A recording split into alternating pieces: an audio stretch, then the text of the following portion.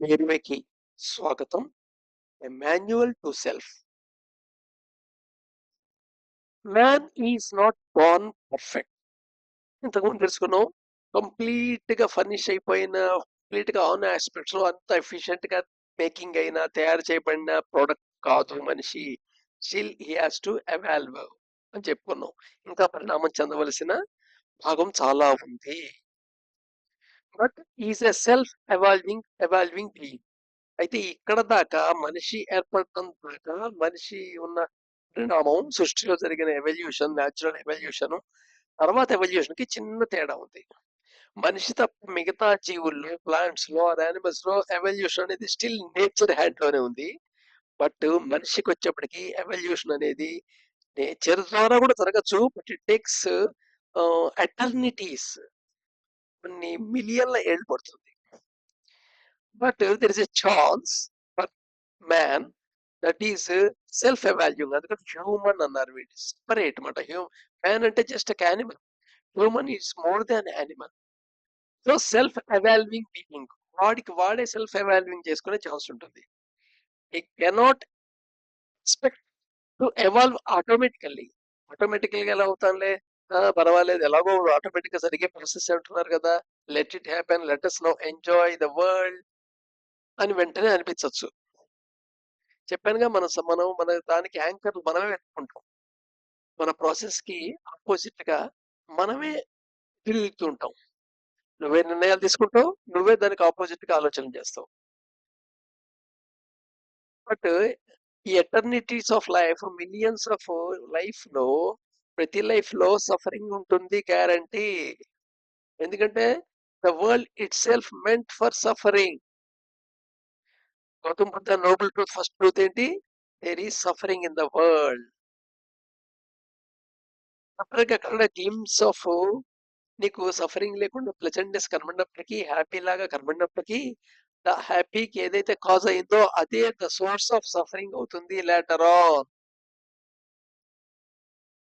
So he cannot expect evolve automatically, because then he would not be a self evolving being.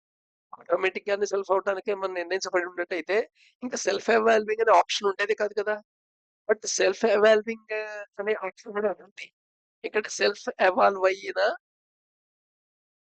మనుషుల్ని మనం already చరిత్రలో చూసాం, ఇంకా చూస్తూనే ఉన్నాం.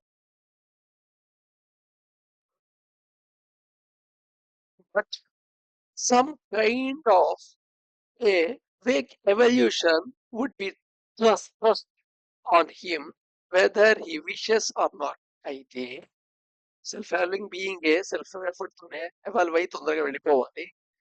కానీ ఒకవేళ అందరికీ ఆ సెల్ఫ్ ఎవాల్వింగ్ బీయింగ్ అనే ఐడియా ఏం రాదు కదా, ఎందుకంటే నేను ఇగ్నోరెంట్ కాదు.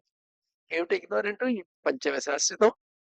నీ చుట్టుపక్కల ఎంతమంది చావులు చూస్తున్నా నాకు మటుకు చావు రాదు అని ఫీలింగ్ లోనే ఉంటావు. అలాగే నువ్వు ఎవరు అనేది నువ్వే ప్రశ్న వేసుకోవు. నా శరీరం, మనసుని నేను అనుకుంటున్నాను. అందుకని నేచరు ఒక స్లైటెస్ట్ ఫోర్స్ ను కూడా ట్రస్ట్ చేస్తూ ఉంటుంది. వాడికి ఇష్టం ఉన్నా లేకపోయినా చేస్తుంది. ఎంతవరకు తనకి సఫరింగ్ అనే సిచ్యువేషన్ క్రియేట్ చేస్తుంది? Until right action land. వాడు యాక్షన్, రైట్ యాక్షన్ నేర్చుకునేదాకా వాడికి నేర్పుతూనే ఉంటుంది, మళ్ళా జన్మించి మళ్ళా జన్మించి. అందుకని జ్ఞాన భూమి, భోగ భూమి అనుకున్నంత కాలం అది ఒక గ్రావిటీ కింద పనిచేసి మళ్ళీ మళ్ళీ వస్తుంది. జ్ఞాన భూమి అనగానే అనుకోగానే లేదు, జన్మలు రావు లేవనుకుంటుంది. జ్ఞాన భూమి అనుకున్న తర్వాత నీ యొక్క అప్రోచ్ మారిపోతుంది, నీ యొక్క యాటిట్యూడ్ టువర్డ్స్ వరల్డ్స్ మారిపోతుంది. అప్పటి నుండి you will be part in the universe. Universe లో నువ్వు ఒక పార్ట్, ఒక భాగం కింద లీడ్ చేస్తావు life. Life gives infinite experiences as life after life. అందుకని నువ్వు రైట్ యాక్షన్ తెలుసుకునేదాకా నువ్వు కోరుకున్నట్టే రకరకాల లైఫ్ ఎక్స్పీరియన్సెస్ ఇస్తుంది. ఈ జన్మలో ఇలా ఇలా పుట్టాం కాదు కాదు, ఇలాంటి ఇంట్లో ఇలాంటి అమ్మా నాన్న కొడితే ఇలా ఉంటుంది. ఎస్, బెస్ట్ లైఫ్ డిజైన్ అలా చేయబడుతుంది. దాంట్లో ఉండే బాధలు తెలుసుకుంటాం, దాంట్లో ఉండే బాధలు తెలుసుకుంటాం ఎక్స్పీరియన్షియల్ గా. నో నో నో నో, నాకు ఇలా వద్దు, ఇలా ఇలా ఉంటే బాగుంటుంది అనుకుంటాం. మళ్ళా లైఫ్ నీకు ఇస్తుంది, అలాంటి ఎక్స్పీరియన్స్ ఇస్తుంది. దాంట్లో బాధలు తెలుస్తుంటాయి. దీనికి లైఫ్ ఆఫ్టర్ లైఫ్ కూడా చూడక్కర్లా. నాకు పలానా ఉద్యోగం కావాలి, పలానా ఉద్యోగం కావాలని తాపత్రయపడావు. ఆ ఉద్యోగంలో చేరేదాకా నీకు అంతా హ్యాపీగా కనబడుతుంది. ఉద్యోగంలో చేరిన తర్వాత దాని లోటుపాట్లు తెలుస్తాయి. నీకు దాని సఫరింగ్ కనబడుతూ ఉంటుంది. ఇంకా ఇది కాదు ఇంకోటి ఉంటే బాగుండు అనిపిస్తుంటుంది. ఇంకో ఉద్యోగంలోకి వెళ్ళావు అనుకో, అక్కడ కూడా నీ పరిస్థితి అదే. So the same pattern continuous. Consciousness of evolution is the purpose of life and ఈ లైఫ్ బర్త్ ఏమిటి prime purpose? Consciousness of evaluation.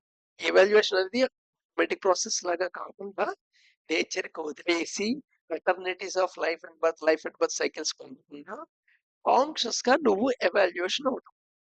Consciousness of evolution పరిణామం అనేది కాన్షియస్ గా అవటం. It comes in only for a fleeting moment to disappear again. అలా కాకుండా suppose మనకి conscious ఎలా వస్తుంటుంది? సడన్ గా ఏదో చాలా అవేర్ గా ఫీల్ అవుతుంటాం. మళ్ళా తర్వాత అవేర్నెస్ ఏమి ఉండదు. వాళ్ళ రొటీన్ లైఫ్ లో పడిపోతుంటాం. Purpose must run like a thread. ఈ పర్పస్ ఉందే ఏదో ఫ్లీటింగ్ మూమెంట్ గా సడన్ గా రావటం, నిర్ణయం తీసుకోవటం, 2-3 రోజులు చేయటం, అక్కడ మానేయటం. It's not like that. Purpose ఒక థ్రెడ్ లాగా రన్ అవుతుండాలి. Must run like a thread in all our worlds. నీ ప్రపంచాలు ఉన్నాయి కదా, నీ యొక్క ప్రపంచాలు ఉన్నాయి, బోల్డ్ ప్రపంచాలు ఉన్నాయి. నీ ఆఫీస్ లో ఉండేది ఒక ప్రపంచం, నీ ఇంట్లో ఉన్నది ఒక ప్రపంచం, నువ్వు బయటకు వస్తే నువ్వు ఉండేది ఒక ప్రపంచం, నువ్వు ఎక్కడికైనా వెళ్తే అక్కడ ఉండేది ఒక ప్రపంచం, నువ్వు పడుకున్నప్పుడు నీకు ఒక ప్రపంచం. సో దేర్ ఫోర్ నీ పర్పస్ అనేది ఎలా ఉండాలంటే ఒక థ్రెడ్ లా ఉండాలి. నీ యొక్క వర్డ్స్ లోను, నీ యొక్క చేతల్లోను, నీ యొక్క ఆలోచనలోను. అంటే నువ్వు మాట్లాడే మాటల్లో పర్పస్ రిఫ్లెక్ట్ అవుతుండాలి. నీ యొక్క ఆలోచనలో పర్పస్ రిఫ్లెక్ట్ అవ్వాలి. నువ్వు చేసే యాక్షన్ లో కూడా పర్పస్ రిఫ్లెక్ట్ అవుతూ ఉండాలి. ఇది కీ పాయింట్ అనమాట. am I working consciously for this purpose?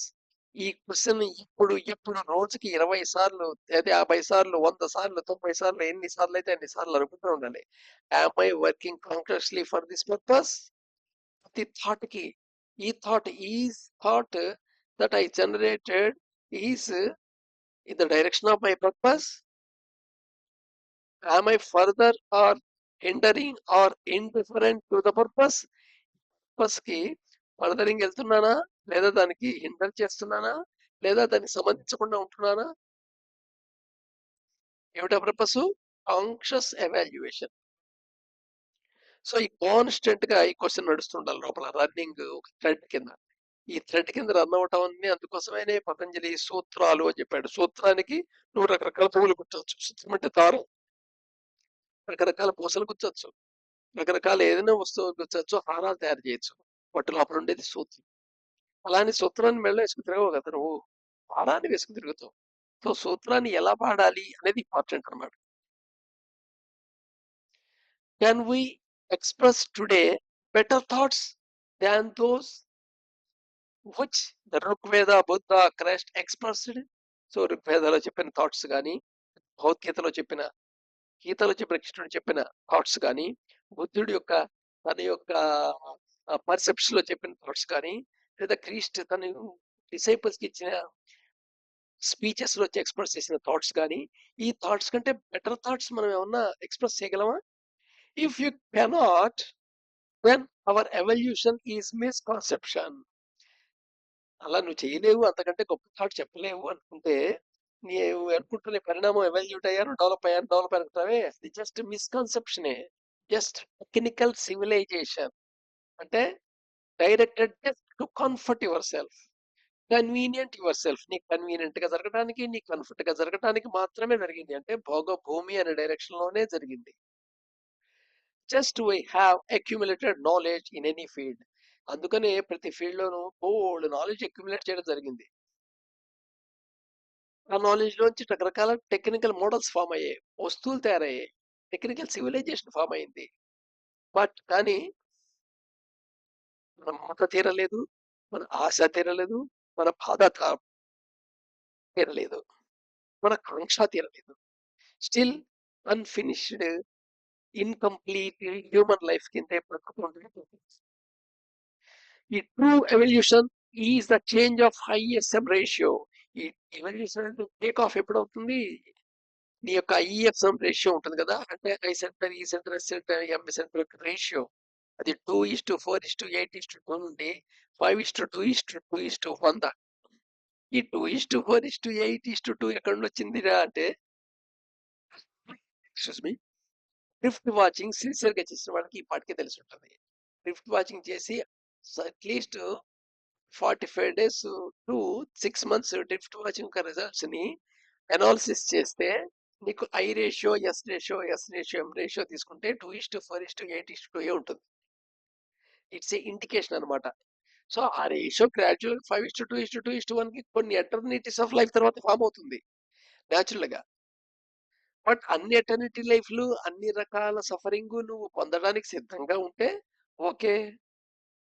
లేదు నాకు సఫరింగ్ వద్దు అని ఫీలింగ్ ఉంది, so you have to make efforts for a conscious evaluation. Conscious గా నువ్వు పరిణామం చెందడానికి వాల్యుయేట్ చేయాలి. ఏమిటంటే 5:2:2. ఈ 5:2:2:1 రేషియోకి నువ్వు అటైన్ అయితే నీకు ఐఎస్ఎం రేషియో దెన్ అవి హార్మోనిక్ గా పనిచేస్తాయి. దెన్ ఆటోమేటికల్ ఇక్కడ నుండి 6 years క్రాస్ అయినట్టు అవుతుంది నీకు. అండ్ ఆటోమేటిక్ ప్రాసెస్ అవుతుంది స్పిరిచువల్ గ్రోత్ ఎవల్యూషన్ అనేది. ఆటోమేటికల్ అండ్ ఎక్స్పోనెన్షియల్. ఎక్స్పోనెన్షియల్ గ్రోత్ అంటే ఎలా ఉంటుంది? లీనియర్ గ్రోత్ కాదు. 2 4 అవుతుంది, 4 8 అవుతుంది, 8 16 అవుతుంది, 16 32 అవుతుంది, 32 64 అవుతుంది, 64 128 అవుతుంది. లైక్ దట్ అలాగా ఎక్స్పోనెన్షియల్ గా పెరుగుకుంటూ వెళ్ళిపోతుంది. Then your journey is from towards God with holding God అన్నట్టుగా సిచ్యువేషన్ ఉంటుంది. Thank you. రేపు చూద్దాం మిగతాది.